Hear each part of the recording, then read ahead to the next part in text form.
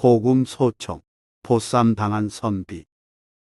옛날에 어떤 선비가 아내를 잃은 후 날마다 밤을 적적하게 지냈습니다.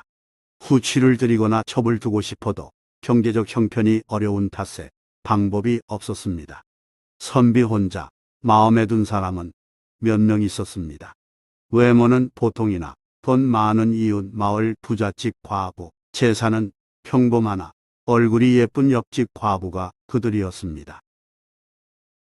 어느 날 저녁 이웃에 사는 과부가 선비에게 부탁을 해왔습니다. 오늘 일이 있어 밖에 나가야 하는데 빈집을 좀 봐주실 수 있을까요? 이불이 있으니 추위는 막을 수 있을 겁니다. 선비는 과부와 친분을 쌓을 기회라고 생각해서 그 부탁을 받아들였습니다. 그렇게 해드리리다. 아무 염려 말고 볼을 보고 오시오.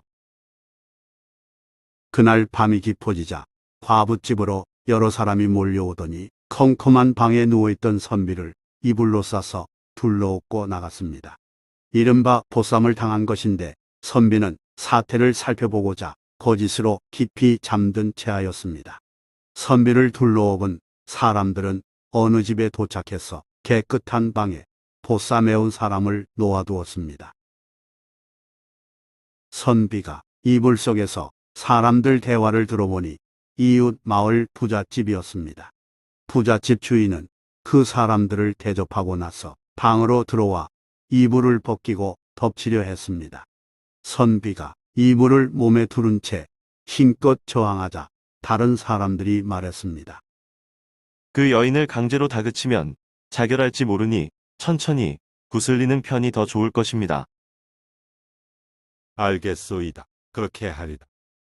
집주인은 여동생을 시켜 업혀온 사람과 함께 잠자면서 구슬리도록 부탁했습니다. 집주인 여동생은 일찍 남편을 잃고 수절하며 오빠 집에서 함께 살고 있었습니다. 선비도 일찍부터 그 사실을 알고 있었으나 감히 청혼할 마음을 먹지 못하고 있었는데 의도치 않게 만난 것입니다. 얼마 후 집주인 여동생이 옷을 벗고 함께 자고자 이불 속으로 들어왔습니다. 집주인 여동생은 다정한 말로 인사를 건네며 뭔가 구슬릴 말을 찾았습니다. 그때 선비가 몸을 돌려 그녀를 끌어안고 곧장 덮쳤습니다. 깜짝 놀란 여동생이 누구시오? 라고 묻자 선비는 나는 아무개 선비요. 라고 답했습니다. 여동생도 선비를 익히 알고 있었고 은근히 마음에 든 사람이었기에 자기 몸을 움직이지도 못하고 상대를 밀쳐내지도 못했습니다. 여인의 마음을 간파한 선비는 이를 서둘렀고 여동생은 상대의 몸을 받아들였습니다. 두 사람은 오래 굶주린 맹수처럼 서로를 탐닉하며 뜨거운 사랑을 나눴습니다. 이윽고 날이 밝았지만 선비는 일부러 오래도록 일어나지 않았습니다. 집주인은 간밤에 일이 궁금해서 여동생을 불렀고 여동생은 누운 채 이렇게 대답했습니다. 어쩌자고 힘들게 사람을 둘러엎고 와서는 억지로 매부 삼은 거예요?